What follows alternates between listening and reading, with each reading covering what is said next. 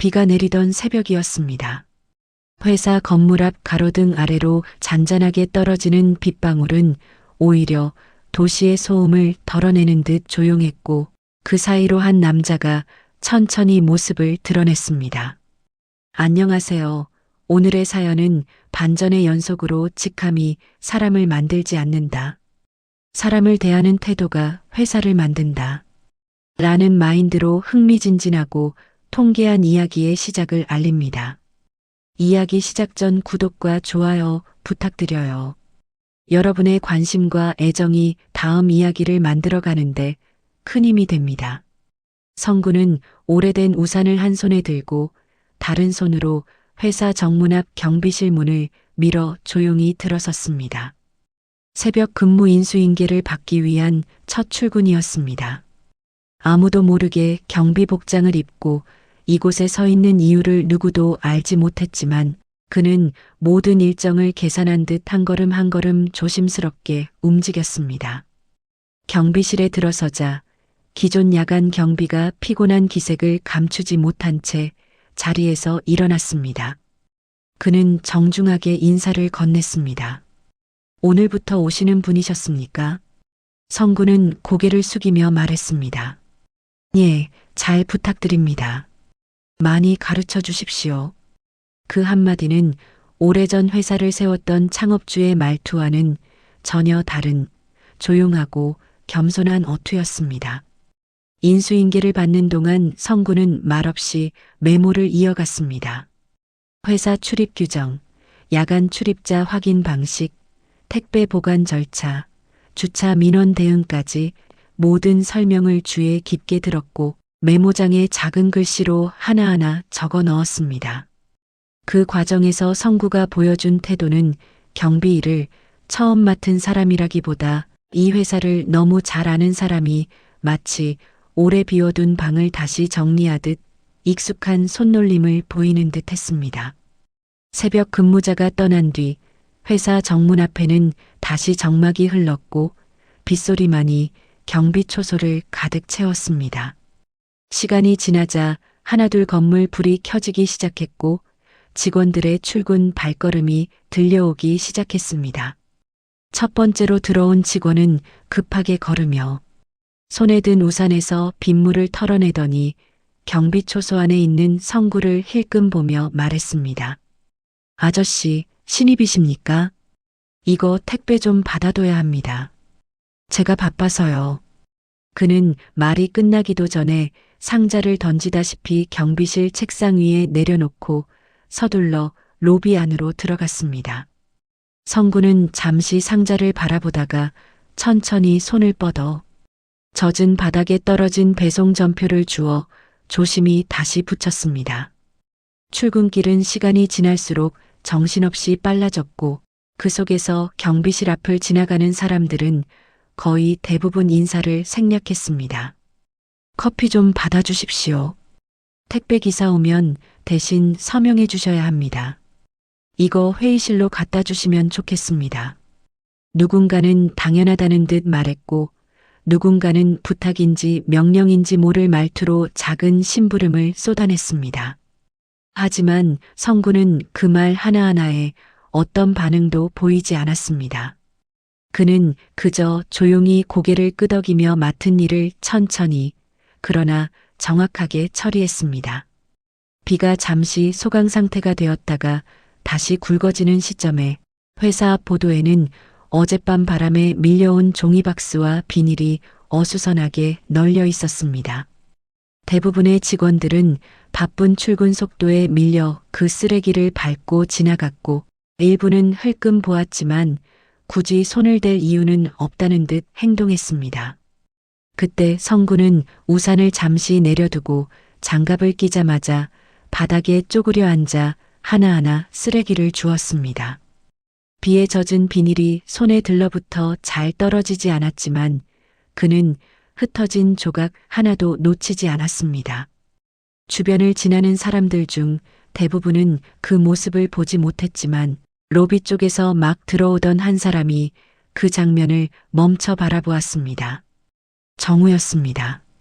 그는 성구의 등 뒤를 보며 잠시 생각에 잠긴 듯 하다가 조용히 다가와 말했습니다. 비 오는데 고생 많으셨습니다. 제가 일부는 정리해 드리겠습니다. 성구는 천천히 고개를 들며 정우를 바라봤습니다. 정우의 표정에는 억지 감정이 아닌 진심에서 우러난 배려가 묻어 있었습니다. 괜찮습니다. 제가 할 일입니다. 성구는 말했지만 정우는 이미 흩어진 종이 조각을 함께 줍고 있었습니다. 그때 비를 피해 들어온 유나가 두 사람을 보고 놀란 듯 말했습니다. 아, 경비님 비 맞으시면 안 되시겠습니다. 여기 우산 하나 더 있습니다. 그녀는 가지고 있던 작은 접이식 우산을 성구 쪽으로 밀어주었습니다. 그 우산은 회사 로고가 희미하게 지워진 오래된 것이었지만 그 배려만큼은 분명했습니다. 고맙습니다. 성구는 짧게 인사했지만 그 짧은 인사 속에 오래된 감정이 잠시 스쳤습니다. 젊은 시절 직접 회사를 세우고 누구보다 먼저 사무실에 들어와 바닥을 닦던 때가 떠올랐습니다. 그때도 이런 식으로 누군가가 자신에게 작은 우산을 내밀었더라면 마음 한구석이 따뜻해졌을 것이라는 생각을 잠시 했습니다.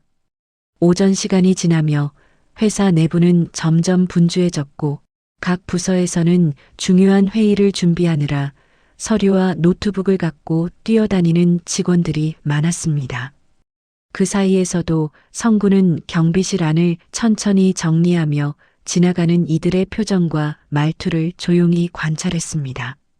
누군가는 서둘러 뛰며 경비실 문을 밀치고 들어와 아저씨, 방금 택배 온 거 제자리로 옮겨두시면 고맙겠습니다.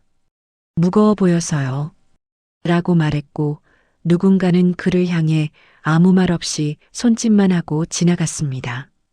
그러나 그 모든 순간에도 성구는 감정을 드러내지 않았습니다. 마치 이런 상황을 오래전부터 알고 있었던 사람처럼 묵묵히 자신의 자리를 지켰습니다. 점심시간 무렵 로비 한쪽 벤치에는 직원들이 놓고 간 커피컵이 쌓여 있었습니다. 그중 한 컵은 그대로 바닥에 떨어져 커피가 흘러내리고 있었고 주변에는 종이 얼룩이 번지고 있었습니다. 강철이 그곳을 지나며 갑자기 성구를 불렀습니다. 아저씨, 이거 치우는 게 일이셨습니다. 얼른 정리하십시오. 보도에 흘러가면 큰일입니다. 그의 말투는 지시가 아니라 꾸짖음에 가까웠습니다. 주변을 지나던 직원들은 아무렇지 않게 그 장면을 스쳐 지나갔지만 정우는 멀리서 그 모습을 바라보며 미간을 살짝 찌푸렸습니다. 유나는 커피를 쏟은 사람을 찾을 생각도 하지 않은 채 성구에게만 화를 내는 강철의 태도에 씁쓸한 표정을 지었습니다. 성구는 아무 말 없이 걸레를 가져와 바닥을 닦아냈습니다. 강철은 한마디 더 덧붙이며 지나갔습니다. 이 회사는 청결이 생명입니다. 경비면 경비답게 책임을 다하십시오. 그 말에는 사람을 바라보는 최소한의 존중도 없었습니다. 하지만 성구는 그 말에도 흔들리지 않고 천천히 바닥의 얼룩을 정리했습니다. 그러다 걸레를 헹구러 경비실로 돌아가려는 순간 로비 한쪽 직원 휴게실에서 오래된 액자 하나가 눈에 들어왔습니다. 액자 속에는 흑백톤의 창업 초기 직원들이 환하게 웃으며 기념 촬영한 사진이 걸려 있었습니다. 사진 속 젊은 모습의 성구가 환하게 웃고 있었지만 그 사진을 알아보는 직원은 아무도 없었습니다. 시간이 지나고 회사가 커지면서 많은 것들이 바뀌었고 그 속에서 사람들은 회사의 원래 창업주 얼굴조차 모르는 세대가 되어 있었습니다. 성구는 그 액자 앞에서 아주 잠시 발걸음을 멈추고 눈을 가늘게 뜨며 사진 속 자신을 바라보았습니다. 세월은 그의 외모를 많이 바꾸어 놓았지만 사진 속 젊은 남자의 표정 속에는 변하지 않는 무언가가 남아 있었습니다. 비가 조금씩 잦아들며 오후 근무가 시작되자 성구는 경비실 앞에 쌓인 택배들을 정리해 두고 하나하나 확인했습니다. 누가 어떤 말투로 부탁을 했는지, 누가 조용히 감사 인사를 건넸는지, 어떤 사람이 본인의 일이 아님에도 기꺼이 도와주었는지. 그는 말없이 지켜봤지만 모든 것을 마음속 깊은 곳에 기록하고 있었습니다. 어느새 회사 복도에서는 또 다른 소문이 흘러나오고 있었습니다. 회사 매각된다고 하지 않았습니까? 대표님 요즘 표정이 안 좋으셨습니다. 새로 들어오는 자본이 있다던데 아직은 단서만 있는 이야기였지만 직원들은 이미 불안해진 눈빛을 숨기지 못했습니다. 그 소문은 곧 회사 전체 분위기를 흔들기 시작했고 그 속에서 성구는 더욱 묵묵히 모든 사람을 바라보고 있었습니다. 그날 해질녘 다시 비가 내리기 시작했습니다. 건물 밖에선 바람과 함께 빗줄기가 흔들리고 있었고 야근을 준비하던 직원들이 로비를 지나가며 우산을 찾느라 분주한 모습이 보였습니다. 정우는 엘리베이터 앞에서 누군가의 짐을 도와주고 있었고 유나는 늦게까지 남아 서류를 정리하며 경비실 앞에 놓인 빈 컵들을 마저 치워주고 있었습니다. 성구는 그 모습을 조용히 바라보며 마음속에서 움직이는 작은 변화들을 느꼈습니다. 회사 전체 분위기 속에서 사람을 배려하는 이들과 작은 권한에도 사람을 무시하는 이들이 어느 순간 포함을 나누기 시작했습니다. 그리고 그 구분은 앞으로 다가올 큰 흐름에서 가장 중요한 역할을 하게 될 것이었습니다. 어둠이 내려앉고 실내 조명이 따뜻하게 빛을 비추는 저녁, 성구는 경비실, 창문 너머로 흘러내리는 빗방울을 바라보며 조용히 생각했습니다.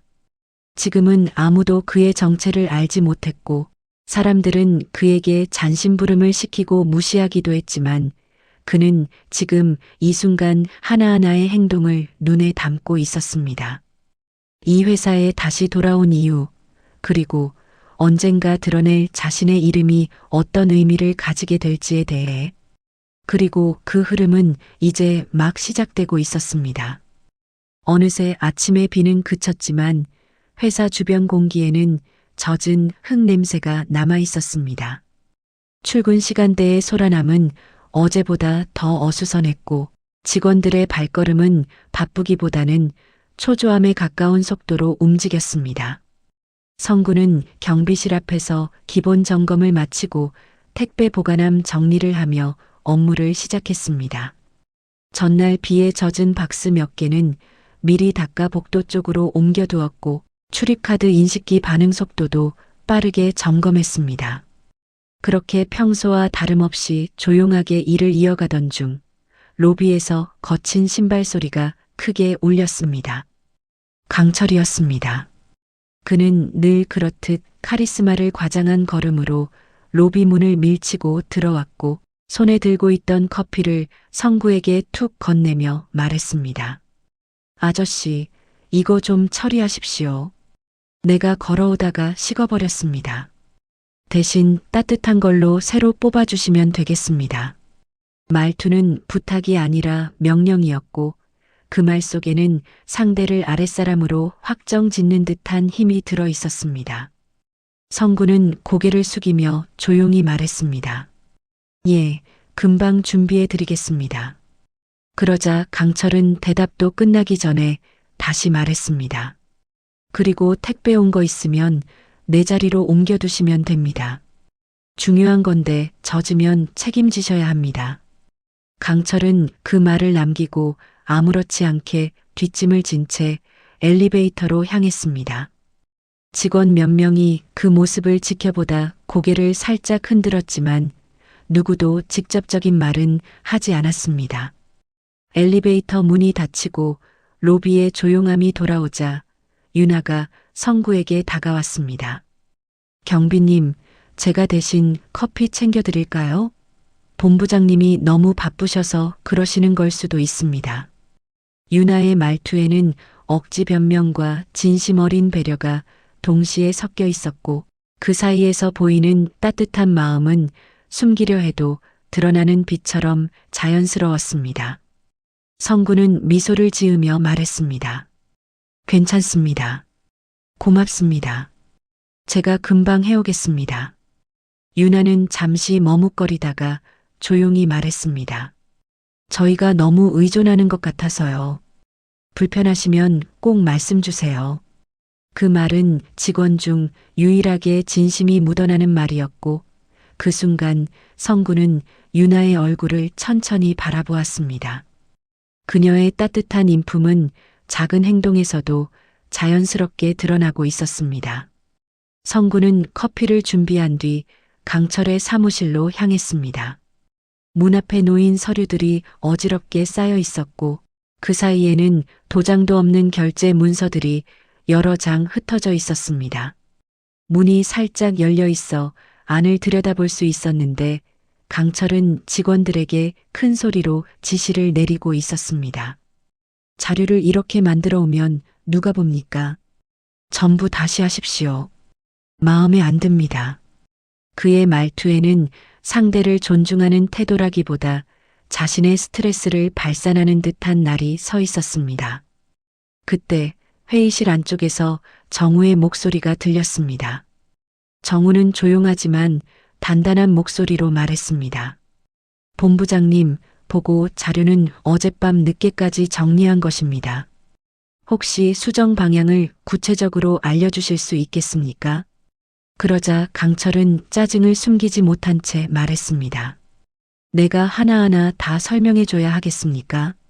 눈치껏 하십시오. 그 말에 정우는 잠시 침묵했지만 감정을 드러내지 않고 자료를 다시 들여다보았습니다. 성구는 조용히 커피를 책상 위에 내려두고 회의실 문을 잠시 바라본 뒤 경비실로 돌아왔습니다.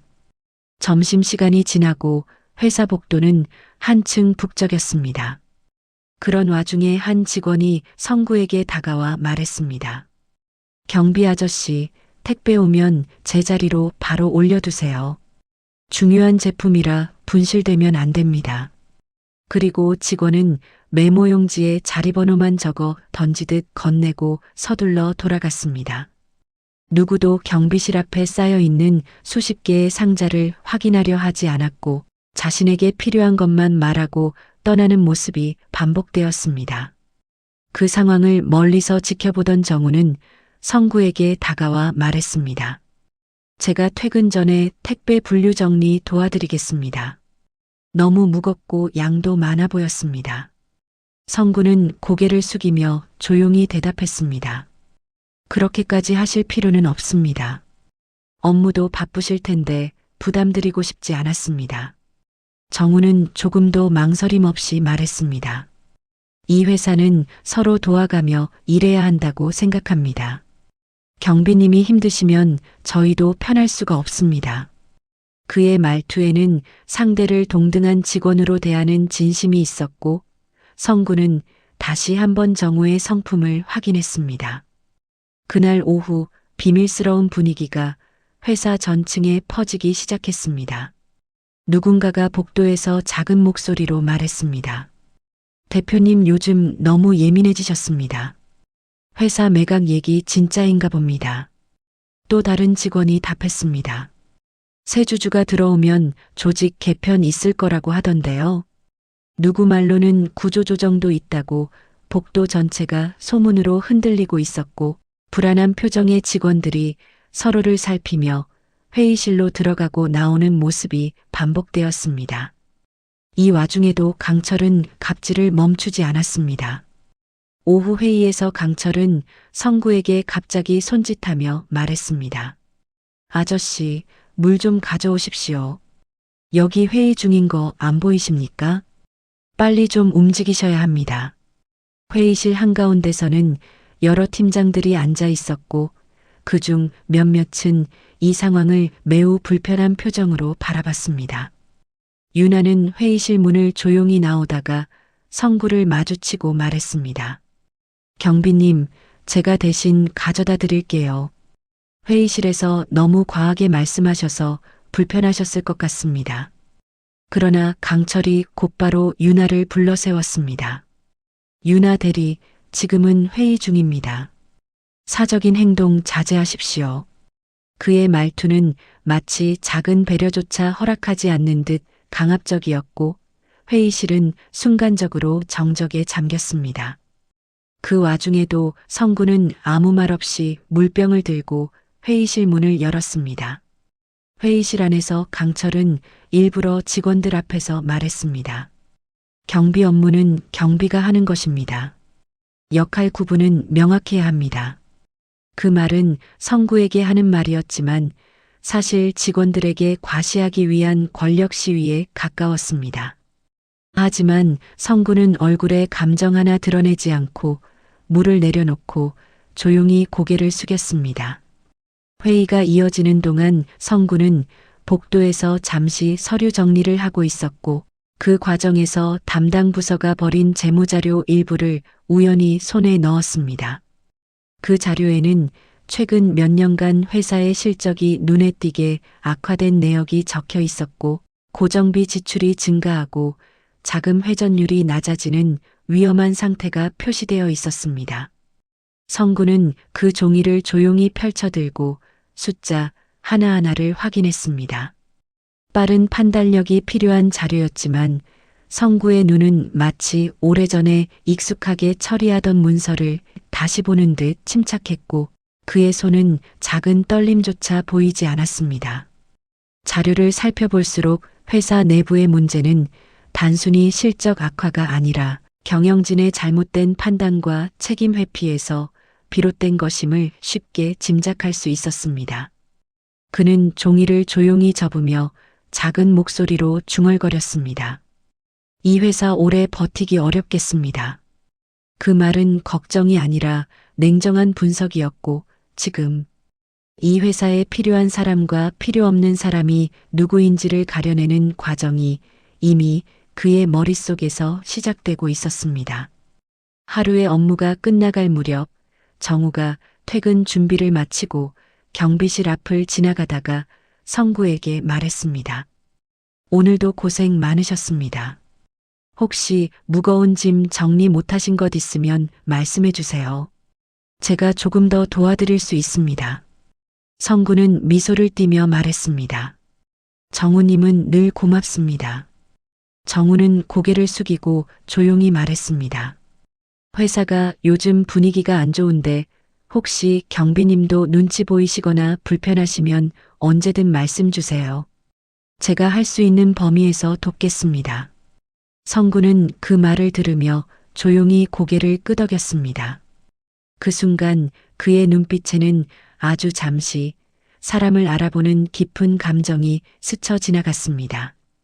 유나도 퇴근길에 들러 작은 음료 하나를 건네며 말했습니다. 경비님, 오늘 많이 힘드셨죠? 이거 드시고 쉬세요. 회사가 요즘 너무 예민해져서 조금만 버티셨으면 좋겠습니다. 성구는 음료를 받아들며 조용히 말했습니다. 고맙습니다. 덕분에 괜찮았습니다. 하루의 빗물이 다 마르기도 전에 회사 사람들의 마음은 더 무겁게 젖어 있었고 그 속에서 성구는 점점 더 많은 것을 보고 있었습니다. 무시하는 사람, 조롱하는 사람, 작은 친절을 베푸는 사람, 회사 문제를 외면하는 사람, 그리고 그 문제를 혼자서라도 해결하려는 사람까지. 그리고 이러한 모든 모습들은 곧 하나의 흐름으로 이어지기 시작했습니다.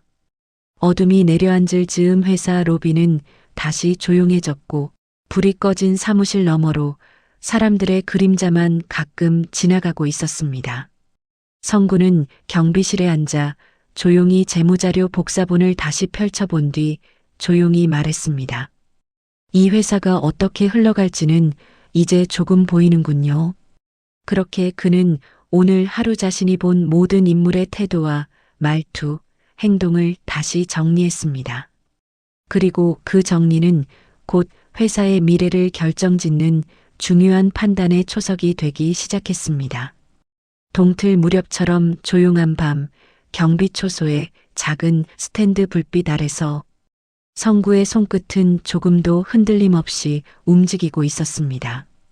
그리고 그 움직임은 앞으로 펼쳐질 더 큰 반전의 시작을 예고하고 있었습니다. 새벽 공기는 차갑게 식어 있었고 회사 건물 앞에는 평소보다 더 무거운 기운이 서려 있었습니다.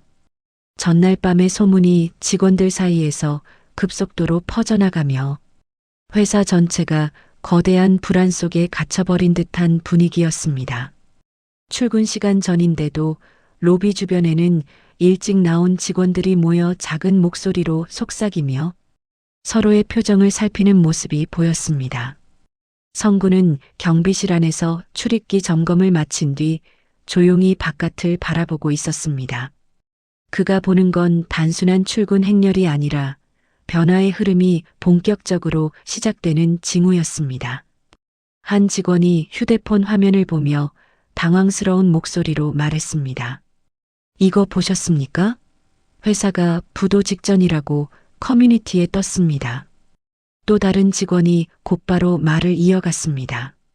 대표님이 회사를 살리려고 외부 자본이랑 계약하는 거 아닙니까? 사모펀드라던데. 그 말은 작은 파문처럼 퍼져나가 더 큰 불안을 만들어냈고 사람들의 눈빛은 이미 낯선 공포에 휩싸여 있었습니다. 그 순간 강철이 로비에 들어오며 목소리를 높였습니다. 쓸데없는 소문 퍼뜨리지 마십시오. 괜히 분위기 흐리지 말고 본인 업무나 열심히 하십시오. 말은 그렇게 했지만 강철의 표정엔 분명 불안이 서려 있었습니다. 그러나 그는 그 감정을 숨기려는 듯 괜히 큰 소리로 직원들을 몰아붙이며 지시를 남발했습니다. 그리고 경비 아저씨, 택배들 빨리 분류하십시오. 지금 다들 정신없는 상황인데 기본적인 것도 못 처리하시면 안 됩니다. 성구는 묵묵히 고개를 끄덕인 뒤 박스들을 정리하기 시작했습니다. 그때 지나가던 한 직원이 짜증 섞인 목소리로 말했습니다. 회사 망하면 경비부터 잘리는 거 아닙니까? 지금이라도 다른 데 알아보셔야 하는 거 아닙니까? 그 말은 농담처럼 보였지만 사실은 두려움을 감추기 위한 비겁한 책임 전가였습니다. 또 다른 직원도 말했습니다. 경비가 제대로 출입 관리 안 해서 외부 사람 들어오고 그게 문제되는 것 아닙니까? 보안 문제 생기면 회사가 큰일 납니다.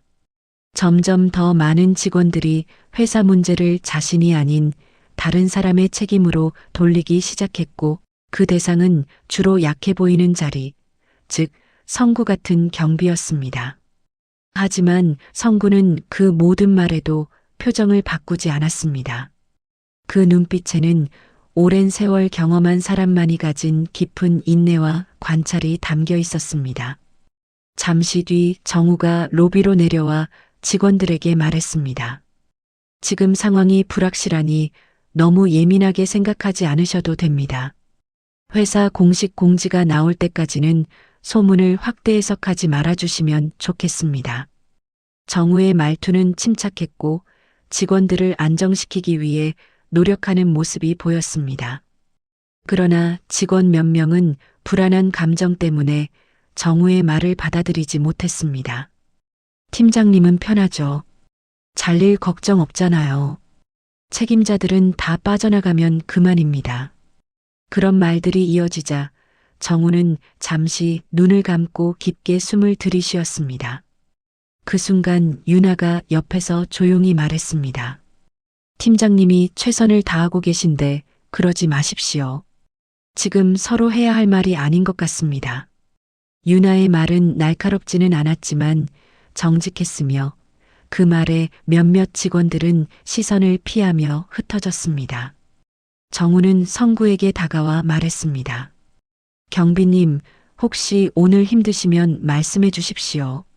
직원분들이 요즘 너무 예민해져서 괜히 피곤한 일만 생겼습니다. 성구는 고요한 목소리로 말했습니다. 괜찮습니다. 이런 일은 어디에나 있습니다. 다만 회사가 안정되려면 사람들의 마음이 먼저 가라앉아야 하겠습니다. 정우는 그 말에 잠시 고개를 들어 성구를 바라보았습니다. 경비라는 직책을 가진 사람이라고는 보기 어려울 만큼 깊은 눈빛이었고 정우는 무언가 설명할 수 없는 묘한 감정을 느끼며 고개를 숙였습니다. 말씀 깊이 새겨 듣겠습니다. 정우는 그렇게 말한 뒤 서둘러 회의실로 향했습니다. 그날 오전 회사 전체는 비상체제에 가까운 긴장감으로 가득 차 있었습니다. 팀장급 간부들이 줄지어 대표실로 들어갔고 복도 곳곳에는 두려움을 감추는 목소리들이 넘쳐났습니다. 정말 매각되는 것 아닙니까? 사모펀드랑 계약했다는 얘기 사실입니까? 아직 대표님도 자세히 모르신다던데요. 누구 말로는 새로운 최대 주주가 이미 내부를 보고 있다던데. 소문은 점점 더 구체적인 내용으로 바뀌었습니다. 사모펀드, 새 인수자, 재무 개편, 구조조정, 인사 이동 직원들은 그 이야기들을 조각난 정보로 이어붙이며 불안해했고, 불안은 자연스럽게 서로를 향한 의심과 불친절로 바뀌어 갔습니다. 그 와중에도 강철은 직원들을 몰아붙이며 목소리를 더 높였습니다. 이럴 때일수록 집중해야 합니다. 정신 똑바로 차리고 일하십시오. 서류 하나라도 틀리면 큰일 납니다. 다들 알겠습니까? 하지만 그의 그 말은 책임감을 주기 위한 말이 아니라 자신이 상황을 장악하고 있다는 것을 보여주기 위한 과시였고, 특히 약한 사람들에게는 더 날카롭게 향했습니다. 아저씨, 강철이 성구를 다시 불렀습니다. 택배는 왜 아직 정리 안 했습니까? 지금 회의실이 난리인데 이런 기본적인 것도 안 되면 어떡합니까? 마치 모든 문제의 원인이 성구에게 있는 것처럼 말했습니다. 직원들도 그 말을 듣고 잠시 성구 쪽을 힐끔 보았습니다. 표정에는 비난 대신 나라도 저런 소리 듣기 싫다는 식의 회피가 담겨 있었고, 그 속에서 성구는 다시 한번 혼자서 책임을 떠안는 모양새가 되었습니다. 하지만 그때 윤아가 강철 쪽으로 다가와 조심스럽게 말했습니다. 본부장님, 택배는 경비님 혼자 처리하기에는 양이 많습니다. 제가 조금 도와드리겠습니다. 강철은 눈을 치켜뜨며 말했습니다. 윤아 대리, 지금은 본인의 업무를 하셔야 합니다. 괜히 나서지 마십시오. 역할 구분이 필요합니다. 하지만 그 말 끝에는 자신이 불안해지는 상황 속에서 괜히 작은 권력을 유지하려는 조급함이 숨어 있었습니다. 그 분위기를 지켜보던 성구는 말없이 상자들을 옮기기 시작했습니다. 무거운 상자를 혼자 들기에는 부담이 있을 법했지만 그는 묵묵히 움직였습니다. 어느 순간 정우가 다가와 말했습니다. 제가 조금 도와드리겠습니다. 지금 직원들 상태가 좋아 보이지 않습니다. 성구는 조용히 고개를 끄덕였습니다. 그러다 택배를 정리하던 중 복도에서 또 다른 소문이 들려왔습니다. 사모펀드에서 오늘 계약하러 온다던데요. 누군가랑 비밀 미팅 있다고. 그러면 회사 구조조정 바로 들어가는 것 아닙니까? 최대 주주가 바뀌면 본부장도 위험하다는 얘기 들었습니다. 소문은 점점 더 구체적으로 퍼졌고 직원들의 표정은 더 어두워졌습니다. 결국 대표실 앞 복도에서는 몇몇 직원들이 몰래 이야기하는 모습이 보였습니다. 대표님이 요즘 스트레스 때문에 잠도 못 주무신대요. 인수 조건이 까다롭다던데 새 주주가 회사 내부 문제를 아주 꼼꼼히 보고 있다던데요. 그 말은 사실 누구보다 성구에게 직접적인 복선이었지만 이 사실을 아는 사람은 아무도 없었습니다. 오후가 되자 분위기는 더욱 무거웠습니다. 부서별 긴급 회의가 이어졌고 직원들은 사라질지 모르는 자신의 자리, 줄어들지 모르는 월급, 감당하기 어려운 변화들을 걱정하며 복도에서 끊임없이 속삭였습니다. 불안이 깊어지자 사람들은 본능적으로 책임을 다른 곳으로 돌리기 시작했고 그 대상은 주로 연약해 보이는 사람, 말이 없는 사람들에게 향했습니다. 경비 아저씨가 외부인 출입 제대로 못 막아서 문제가 생긴 거라던데 택배가 여기저기 쌓여서 서류 분실되었다던데 아무 근거 없는 말들이 하나둘씩 붙으면서 성구에게 돌아가는 비난은 점점 더 커졌습니다. 그 모습을 멀리서 보고 있던 정우는 조용히 고개를 저었습니다. 그러다 성구에게 다가와 말했습니다. 제가 직원분들에게 말씀드리겠습니다. 근거 없는 소문이 너무 많고 경비님께 책임 돌리는 것은 잘못된 일입니다. 성구는 차분하게 말했습니다. 괜찮습니다. 이런 일은 불안에서 나오는 자연스러운 흐름입니다. 하지만 결국 회사가 무너지는 이유는 재무 때문이 아니라 사람 때문입니다. 정우는 그 말에 마음이 멈추는 것 같은 느낌을 받았습니다. 단순한 경비의 말이라고 보기엔 너무 깊었고 경험에서 나온 통찰이 분명했습니다. 회사는 사람 때문에 무너진다. 정우는 그 말의 의미를 반복하며 깊은 생각에 빠졌습니다. 그러던 중 갑자기 복도 끝에서 직원 한 명이 큰 목소리로 말했습니다. 사모펀드 차량 도착했습니다. 누가 내려온다는데 순간 모든 직원의 시선이 로비로 향했습니다.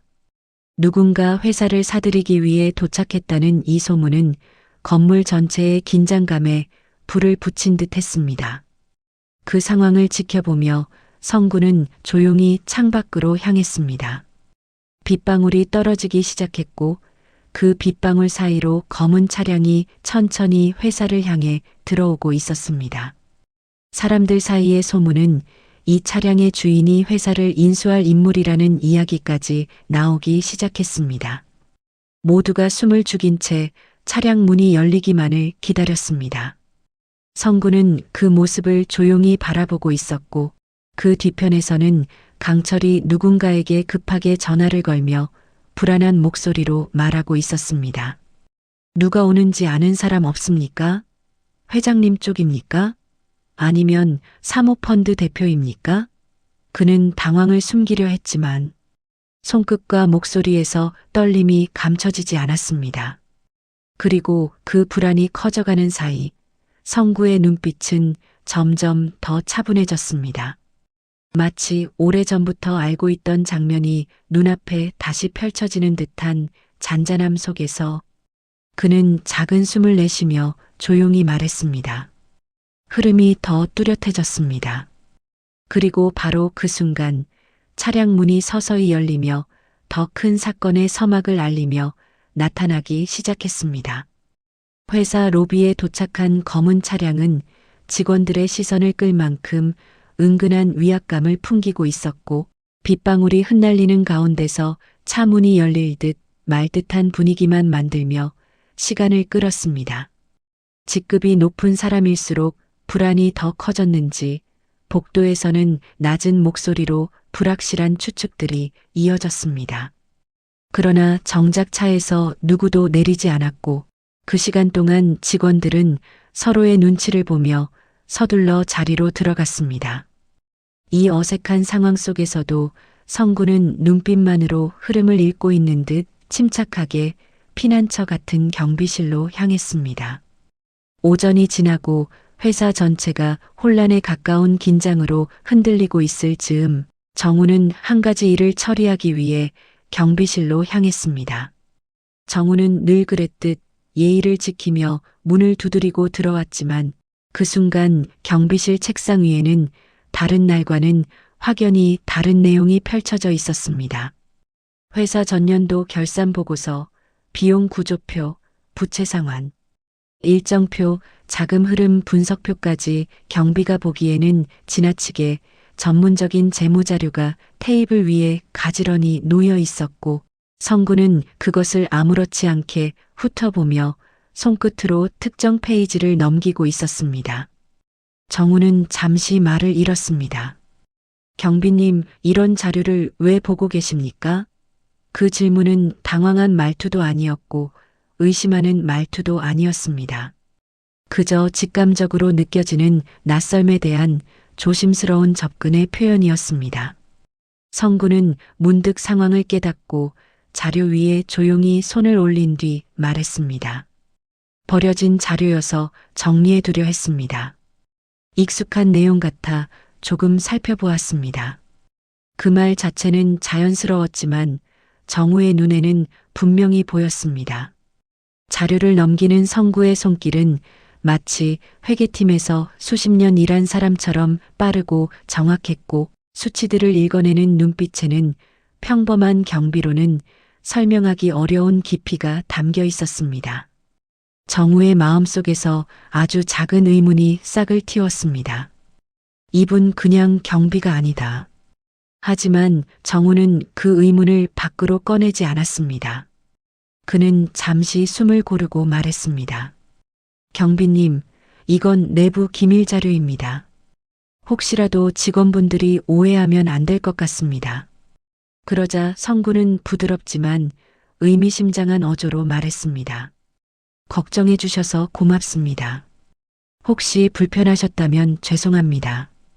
이 자료는 금방 정리해 두겠습니다. 그 말 한마디는 확실히 경비가 할 법한 말투였지만 정우의 눈에는 여전히 묘한 이질감이 남아 있었습니다. 정우는 말없이 고개를 끄덕였지만 마음속에는 이 사람이 단순히 정리라는 이유로 이런 자료를 보고 있었다고 믿기 어려운 감정이 떠올랐습니다. 그는 경비실 문을 나서며 문득 테이블 끝에 놓인 작은 지갑을 보았는데, 지갑 안에서 흘러나온 작은 사진 한 장이 바닥에 살짝 떨어져 있었습니다. 정우는 그것을 주워 책상 위에 올리려다 사진 속 인물들을 보고 손끝이 굳어버렸습니다. 오래된 흑백 사진 속에는 지금 회사의 초기 창업 멤버들이 환하게 웃고 있었고, 그 한가운데 서 있는 젊은 남자가 바로 성구였습니다.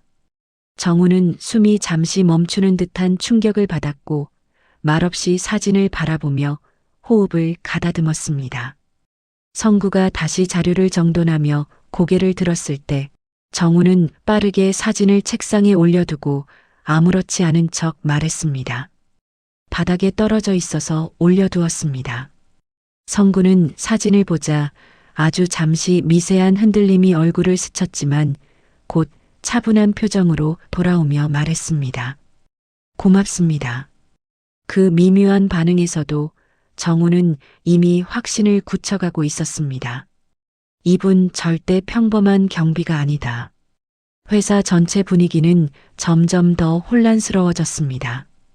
복도에서는 누가 새 인수자인지, 어떤 조건으로 인수되는지, 조직 개편이 언제 시작될지에 대한 소문이 쉼 없이 이어졌고, 팀장회의가 끝날 때마다 직원들의 표정은 더 어두워졌습니다. 드디어 오후 늦게 회사 전체 공지가 떴습니다. 오늘 오후 6시 회사 매각 관련 긴급 발표 예정. 전 직원 참석. 이 공지는 건물 전체를 더 큰 충격으로 몰아넣었고, 특히 중역들은 급하게 회의실로 모여 긴밀한 대화를 이어갔습니다.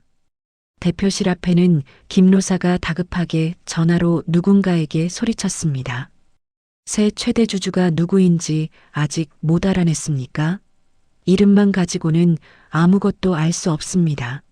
로사는 얼굴이 창백했고 강철은 옆에서 연신 이마에 땀을 닦으며 말했습니다. 대표님, 혹시 기존 투자사입니까? 아니면 경쟁사 쪽입니까?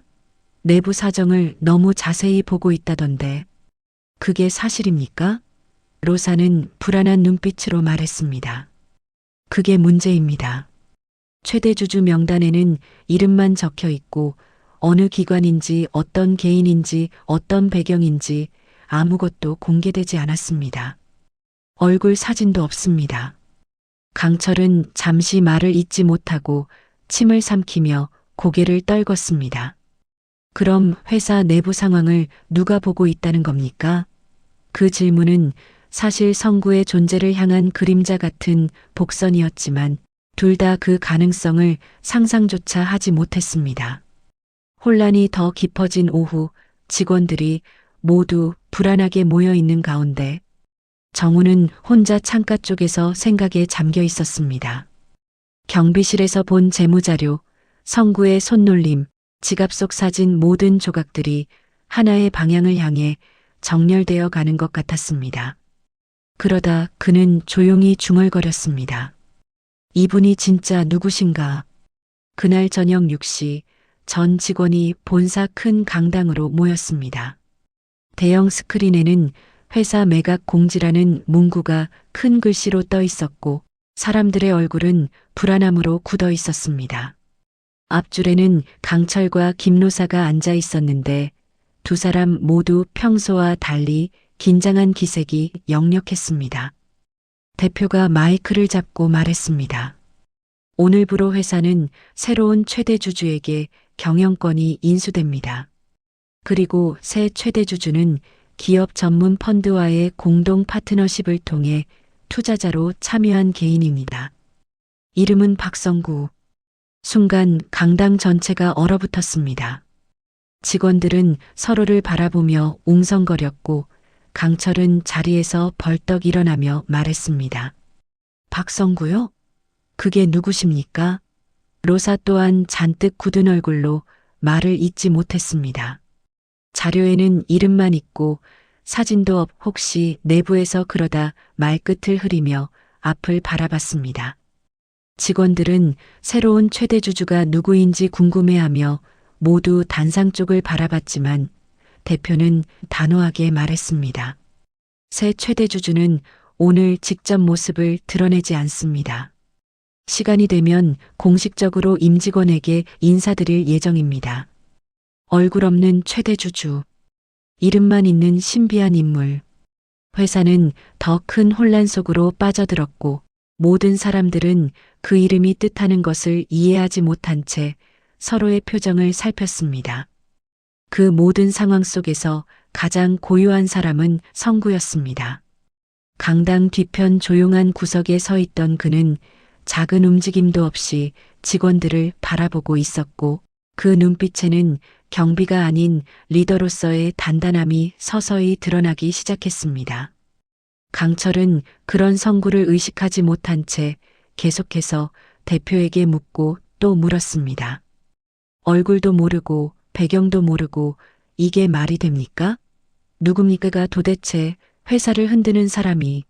그러나 그 질문의 답은 이미 강당 어딘가에서 조용히 서서히 어둠처럼 스며들고 있었습니다. 직원들이 모두 흩어지고 밤이 깊어질 무렵 정우는 다시 한번 경비실 근처를 지나가다 문이 비스듬히 열린 것을 보았습니다. 안에서는 스탠드 불빛 아래에서 성구가 오래된 창업 초기 문서들을 펼쳐보고 있었고 그의 얼굴에는 경비옥과 어울리지 않는 깊은 집중과 단단함이 자리 잡고 있었습니다.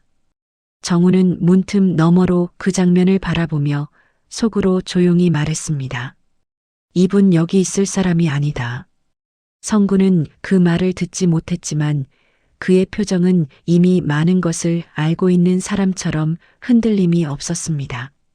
강당에서 이름이 발표된 바로 그 순간부터 회사 내부의 흐름은 성구를 향해 자연스럽게 모이고 있었고 사람들의 시선은 아직 진실을 모른 채 방황하고 있었지만 모든 퍼즐 조각은 이제 맞춰질 준비를 하고 있었습니다. 그렇게 혼란과 의심, 조롱과 두려움을 지나 회사 전체는 거대한 반전의 문턱에 서 있었고 성구는 조용히 리더의 옷을 입는 과정 속으로 한 걸음 더 들어가고 있었습니다. 그리고 다음 날 더 큰 폭풍의 시작을 알리는 장면이 찾아오고 있었습니다. 이른 아침 공기에는 설명하기 어려운 긴장이 묻어 있었습니다. 회사 매각 발표 이후 하루가 지났지만 직원들의 얼굴에는 불안과 기대, 혼란이 뒤섞인 표정이 여전히 남아 있었고 누구도 이 상황에서 어떤 변화가 시작될지 가늠하지 못했습니다. 대표실 앞 복도에는 밤새 잠을 못 잔 듯한 김노사가 서류를 정리하며 수차례 전화를 걸었고 강철은 본부장실 문을 닫아놓고 불안한 걸음으로 방 안을 오가며 연신 깊은 숨을 내쉬었습니다.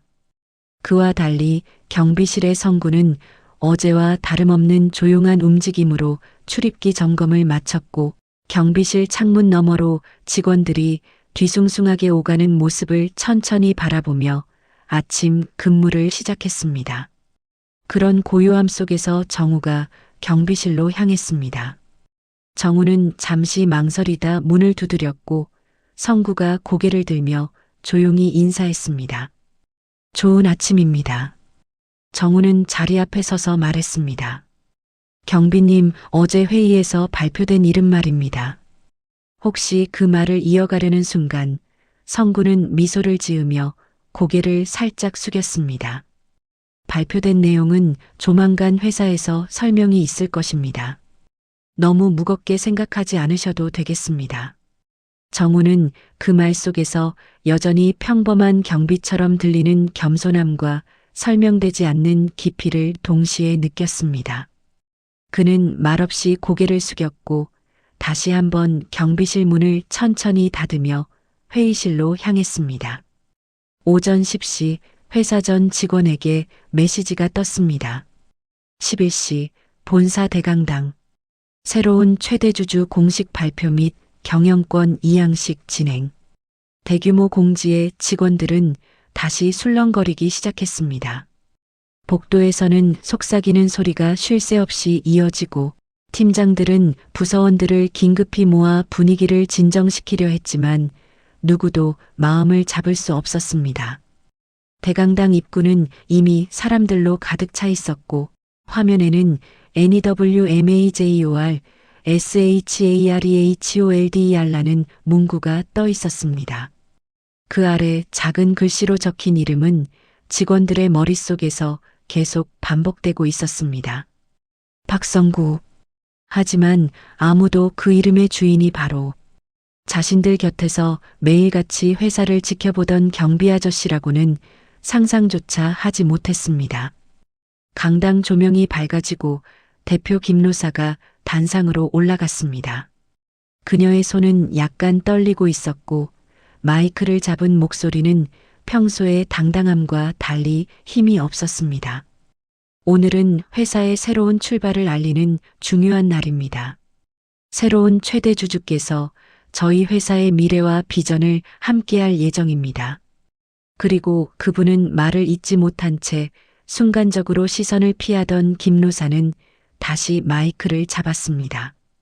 바로 박성구님이십니다. 그 순간 강당 전체가 일제히 웅성거렸습니다. 그게 누구입니까?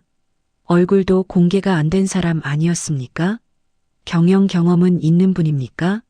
질문이 쏟아지고 혼란이 커지던 순간 강당 뒤쪽 문이 조용히 열렸습니다.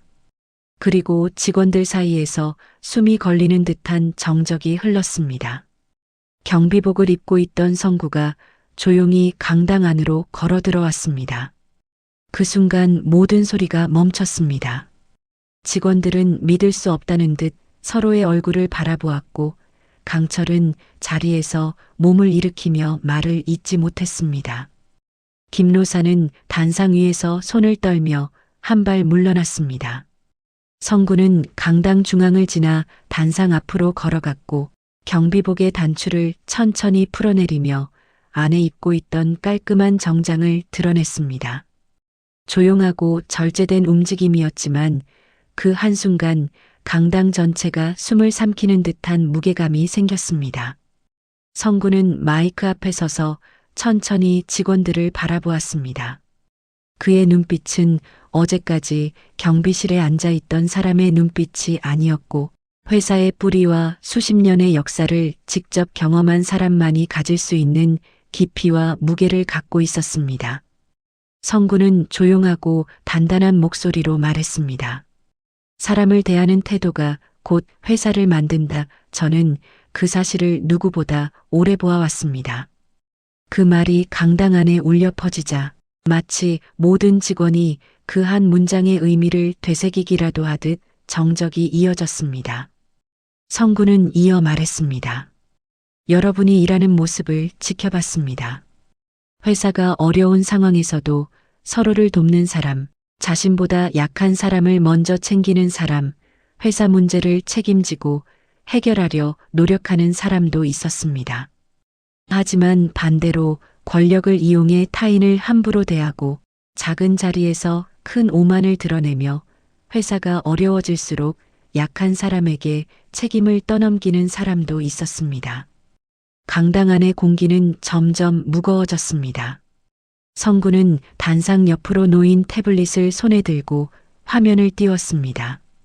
지금부터 제가 본 것들을 여러분에게 보여드리겠습니다. 회사는 결국 사람으로 움직이고 사람으로 무너집니다. 첫 번째 화면에는 유나의 모습이 보였습니다. 비 오는 날 성구에게 우산을 건네던 장면, 택배를 혼자 들고 가는 그를 도와주겠다 말했던 장면 등이 영상으로 재생되었습니다. 직원들 사이에서 작은 탄성이 흘렀습니다. 이분은 직급이 높지 않아도 회사와 사람을 위해 가장 먼저 움직인 분입니다. 남이 보지 않을 때도 올바른 행동을 했습니다. 그래서 저는 그 마음을 높이 평가했습니다. 유나는 갑작스러운 장면에 얼굴이 붉어졌고 감정을 숨기기 위해 고개를 숙였습니다. 다음 화면에는 정우가 등장했습니다. 무거운 택배 상자를 대신 들어준 장면, 부서 문제가 생겼을 때 누구보다 먼저 해결하려 뛰어다니던 모습, 불안해하는 직원들을 다독이며 안정시키려 했던 모습이 이어졌습니다. 정우 팀장은 회사가 흔들리는 순간에도 책임을 회피하지 않았습니다.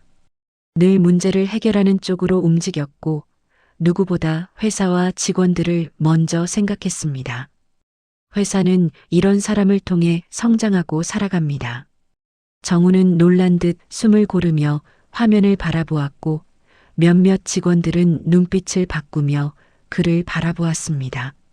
그러나 다음 화면이 켜지는 순간 강당의 분위기는 완전히 바뀌었습니다. 강철이 경비실 앞에서 소리를 지르던 모습, 회의 중 경비라고 조롱하던 장면, 커피를 심부름시키며 손가락으로 가리키던 장면, 직원에게 억지 지시를 내리던 장면이 사용된 CCTV와 직원 녹취를 통해 고스란히 재생되기 시작했습니다. 분위기가 얼어붙었습니다.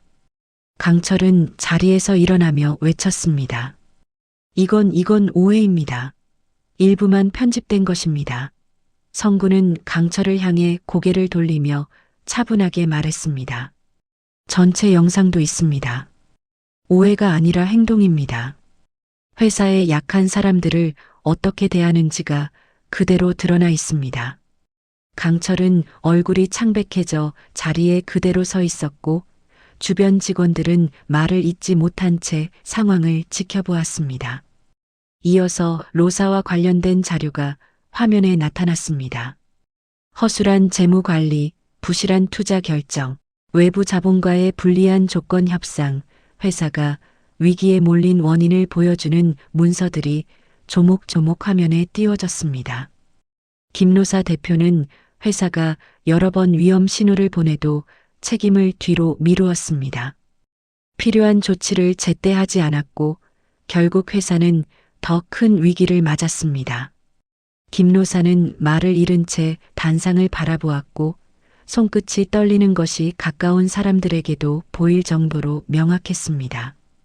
성구는 다시 한번 마이크를 잡고 천천히 강당을 둘러보았습니다. 저는 이 회사를 젊은 시절부터 지켜왔습니다. 그리고 오랜 시간이 흘렀지만 한 가지는 변하지 않습니다. 회사는 사람 때문에 무너지고 사람 때문에 다시 일어섭니다. 강당 안은 어떤 말도 나오지 않는 정적 속에 놓였고 그 중심에 선 성구는 더 이상 경비가 아니라 회사의 방향을 잡아주는 리더 그 자체였습니다. 이어 성구는 덧붙였습니다. 오늘부로 저는 최대 주주로서 새로운 운영 체제를 준비하겠습니다. 하지만 직접 회사를 지휘할 생각은 없습니다. 단지 회사를 바로 세울 수 있는 사람들에게 기회를 주려 합니다. 그 말이 끝나는 순간 직원들의 시선은 자연스럽게 정우와 유나에게 향했고 강철과 로사는 고개를 떨군 채 자리에 굳어 있었습니다. 성구는 마지막으로 한 문장을 남겼습니다. 사람을 대하는 태도, 그것이 회사의 미래를 결정합니다. 강당은 움직이지 않았지만 모든 흐름이 바뀌고 있었습니다. 그리고 이 모든 변화는 이제 완성될 조용한 결말을 향해 나아가고 있었습니다. 매각 이양식이 끝난 뒤에도 회사 안 공기는 쉽게 정리되지 않았습니다. 강당을 빠져나가는 사람들의 발걸음에는 안도와 두려움, 그리고 부끄러움이 섞여 있었습니다. 자신의 행동을 돌아보는 사람도 있었고, 여전히 상황을 남 탓으로 돌리려는 눈빛도 보였습니다. 그러나 분명한 것은 하나였습니다. 더 이상 예전처럼 아무렇지 않게 약한 사람에게 목소리를 높이고 경비에게 심부름을 시키며 택배기사와 청소 직원들을 하대하던 분위기로 돌아가기는 어려워졌다는 사실이었습니다. 그날 오후 이사회실에서는 소수 인원만 참석하는 비공개 회의가 열렸습니다. 회의실 안에는 성구와 함께 일부 사회이사, 그리고 최소한의 핵심 인원만이 자리를 잡고 있었습니다. 강철과 김노사는 따로 호출을 받은 상태였습니다. 문이 열리고 먼저 들어온 사람은 로사였습니다. 평소의 당당함 대신 어딘가 기력이 빠진 얼굴로 자리에 앉았습니다. 이어서 강철이 회의실 안으로 들어왔고 표정은 불안과 억울함이 뒤섞인 상태였습니다. 성구는 두 사람을 향해 고개를 가볍게 숙이며 인사를 건넸습니다. 바쁘신 가운데 시간 내주셔서 고맙습니다. 오늘은 길게 말씀드리지 않겠습니다. 지금까지 있었던 일에 대한 정리를 해야 할 시점이기 때문입니다. 그의 목소리는 감정에 치우치지 않았고 오히려 담담할 정도로 평온했습니다. 그러나 그 평온함이 오히려 더 큰 무게를 갖고 회의실을 채웠습니다. 성구는 먼저 로사를 향해 말을 이었습니다. 김로사 대표님, 그동안 회사를 지키기 위해 애쓰신 부분이 없었다고 말할 수는 없습니다. 하지만 중요한 신호들을 무시하신 것도 사실입니다. 재무 구조가 악화되고 인력 구조가 비틀리고 현장에서 반복되는 경고음이 들릴 때마다 근본적인 대책보다 미봉책에 머무르신 선택들이 지금의 위기를 키웠습니다. 로사는 조용히 고개를 숙였습니다. 변명할 여지가 없다는 것을 스스로도 알고 있었습니다. 저도 압박이 많았습니다. 투자자, 시장, 단기 실적 그러다 보니 장기적인 구조보다는 눈앞의 수치에만 매달렸습니다. 성구는 그 말에 잠시 침묵한 뒤 차분하게 말했습니다. 누구에게나 어려운 선택의 순간은 있었습니다. 다만 리더는 그 순간에 무엇을 선택하는지가 기록으로 남습니다. 그 기록은 결국 많은 사람의 삶으로 이어집니다. 그 책임에서 자유로울 수 있는 리더는 없습니다.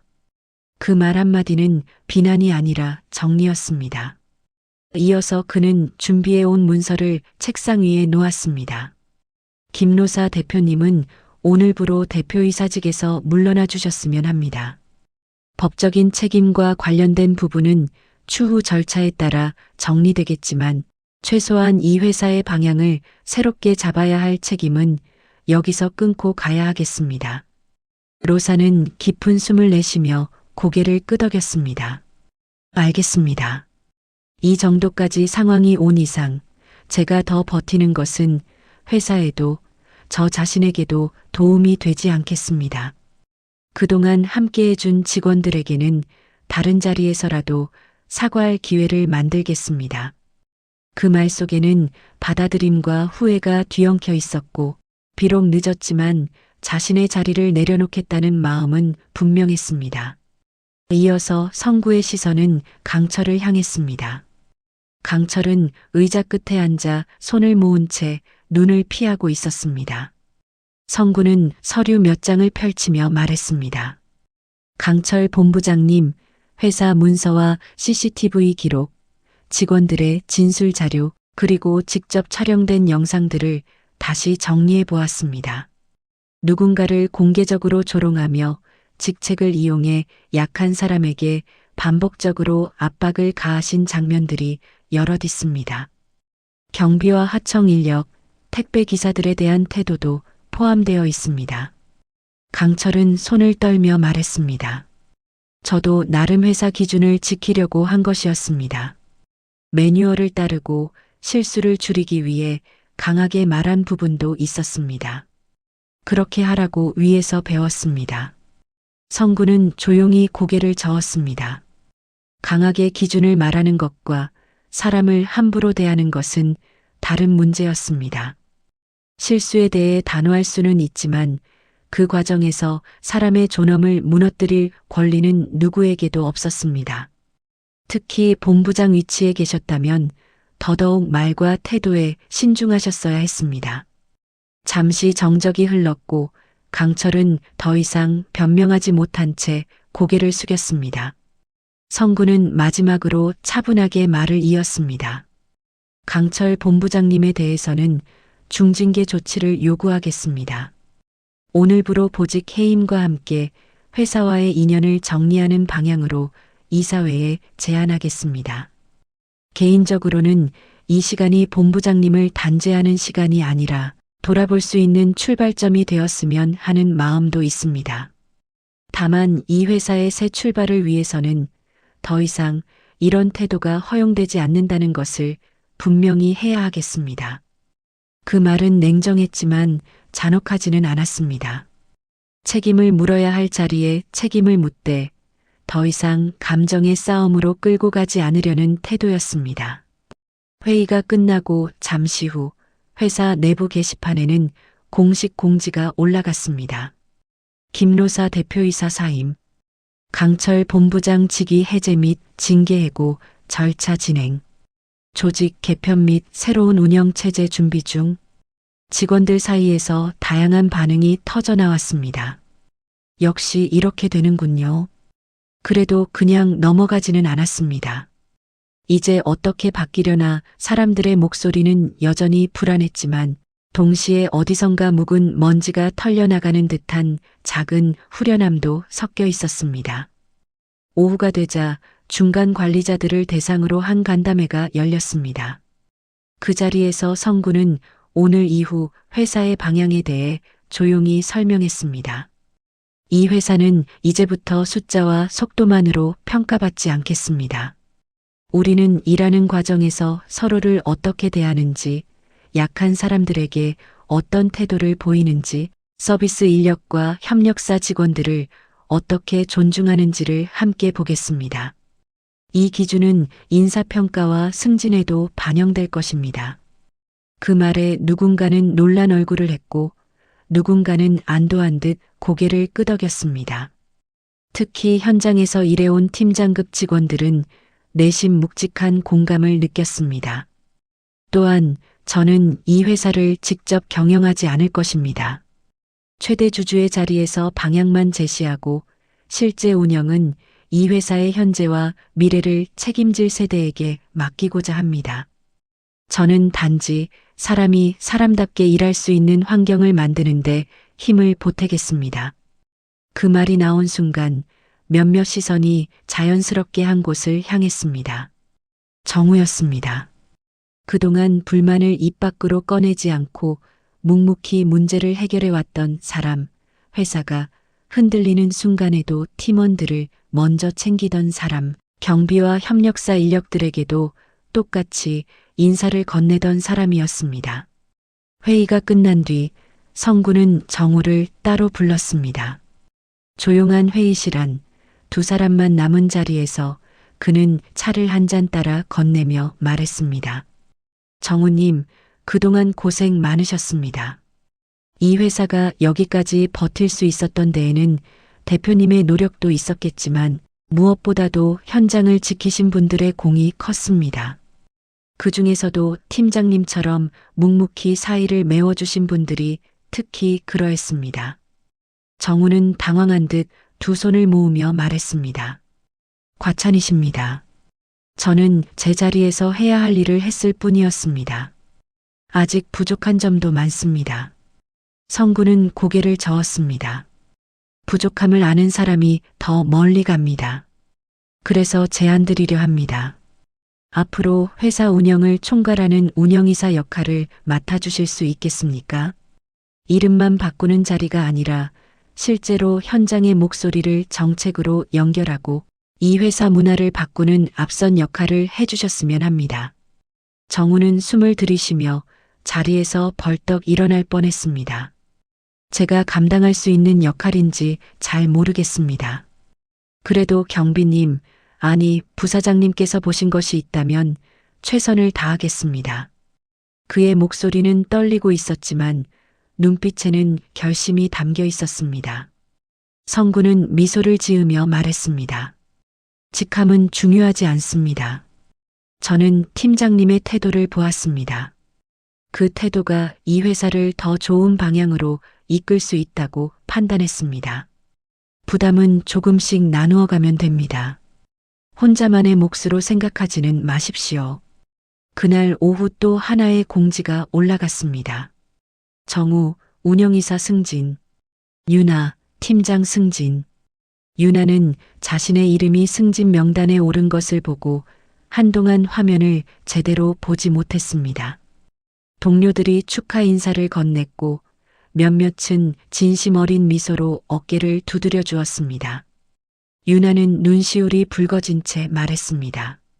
제가 잘해서라기보다 그동안 함께 도와주신 분들 덕분 같습니다. 더 잘하겠습니다. 그녀의 말은 늘 그랬듯 과장되지 않았고 진심이 담긴 한 문장이었습니다. 시간이 조금 흐르자 회사 건물 곳곳에는 작지만 분명한 변화들이 나타났습니다. 로비 안내 문구에는 방문객과 협력사 직원분들께도 친절한 인사를 부탁드립니다라는 문장이 추가되었고 경비와 청소, 택배 기사님들을 위한 휴게 공간이 정비되기 시작했습니다. 직원 교육 프로그램에는 조직 내 태도와 말의 힘이라는 새로운 과정이 생겼고 관리자 교육에서 가장 먼저 다루는 주제는 성과 관리가 아닌 사람을 대하는 방법이었습니다. 예전 같았으면 대수롭지 않게 지나갔을 장면들도 이제는 조금씩 다르게 흐르기 시작했습니다. 커피를 쏟은 사람이 스스로 닦기 시작했고 택배 기사가 무거운 상자를 들고 들어오면 먼저 문을 열어주는 직원이 늘었습니다. 경비실 앞을 지날 때 인사를 건네는 사람도 많아졌습니다. 성구는 그 변화를 눈으로 확인하면서도 과하게 칭찬하거나 드러내어 언급하지 않았습니다. 그는 그저 매일 아침 예전처럼 경비실에 앉아 출입기를 점검하고 사람들의 표정을 조용히 바라보며 하루를 시작했습니다. 차이가 있다면 이제 사람들의 시선 속에 담긴 존중이 조금씩 달라졌다는 점뿐이었습니다. 어느 저녁 해가 기울고 건물 안불빛들이 하나둘 켜질 때쯤 정우는 야근을 마치고 로비로 내려왔습니다. 긴 하루를 마친 얼굴이었지만 눈빛 속에는 이전과는 다른 책임감과 기대가 함께 자리하고 있었습니다. 출입문 근처에서 경비복과 정장을 자연스럽게 함께 소화하는 듯한 성구가 서 있었고 정우는 그를 향해 다가갔습니다. 오늘도 고생 많으셨습니다. 정우가 인사하자 성구는 조용히 미소를 지으며 말했습니다. 이제는 제가 아니라 팀장님과 같은 분들이 더 고생이 많으셨습니다. 앞으로는 더 그러시겠습니다. 두 사람은 잠시 함께 출입문 앞에 서서 어둑한 바깥을 바라보았습니다. 퇴근하는 직원들이 서로 인사를 나누며 지나갔고 한 직원은 경비실 쪽을 보며 오늘도 수고 많으셨습니다라고 먼저 인사했습니다. 예전과는 분명히 다른 풍경이었습니다. 그때 성구가 정우를 향해 조용히 입을 열었습니다. 정우님. 정우가 고개를 돌리며 대답했습니다. 예, 말씀하십시오. 성구는 바깥 어둠과 실내 불빛이 만나는 지점을 바라보며 천천히 한 문장을 꺼냈습니다. 사람을 알아보는 눈 이제 그대에게 맡기겠습니다. 그 말은 단순한 격려가 아니었습니다. 이제부터 이 회사에서 어떤 사람이 성장해야 하고 누가 어떤 자리에 서야 하며 어떤 태도를 가진 사람이 중심에 서야 하는지를 가려내는 역할을 정우에게 넘기는 선언이었습니다. 정우는 그 말을 듣는 순간 목이 잠시 메었습니다. 그는 깊게 고개를 숙이며 말했습니다. 부사장님께서 보여주신 기준을 잊지 않겠습니다. 이 회사가 사람을 통해 무너지는 것이 아니라 사람을 통해 다시 세워질 수 있도록 노력하겠습니다. 성구는 고개를 끄덕였습니다. 직함이 사람을 만들지 않습니다. 사람을 대하는 태도가 회사를 만들고 그 회사를 통해 사람의 삶이 다시 만들어졌습니다. 저는 그 사실을 조금 앞서 보았을 뿐입니다. 이제는 여러분이, 특히 정우님이 그 길을 이어가셨으면 합니다. 문 밖으로 나가는 바람이 잠시 로비 안으로 들어와 두 사람의 옷자락을 스쳤습니다. 퇴근길을 나서는 직원들 사이로 경비실 앞을 그냥 지나치는 사람은 어느새 찾아보기 어려워졌습니다. 누군가는 인사를 했고 누군가는 짧게라도 눈을 마주치며 고개를 숙였습니다. 그 작은 변화들이 쌓여 이 회사의 문화는 천천히 그러나 분명하게 다른 방향으로 움직이고 있었습니다. 그리고 언젠가 이 회사에 새로 들어오는 젊은 직원들이 우리 회사에서는 경비님이나 택배, 기사님께 함부로 말하는 사람은 없습니다. 그런 태도는 절대 용납되지 않습니다라고 자연스럽게 말하게 되는 날이 올지도 모를 일이었습니다. 마지막으로 성구는 하루를 마무리하기 전 마음속으로 한 번 더 되뇌었습니다. 직함이 사람을 만들지 않는다. 사람을 대하는 태도가 회사를 만든다. 그 문장은 더 이상 구호가 아니라 실제로 이 회사가 앞으로 지켜야 할 약속이 되어 있었고 그 약속의 씨앗은 이미 많은 사람들의 마음에 조용히 뿌려지고 있었습니다.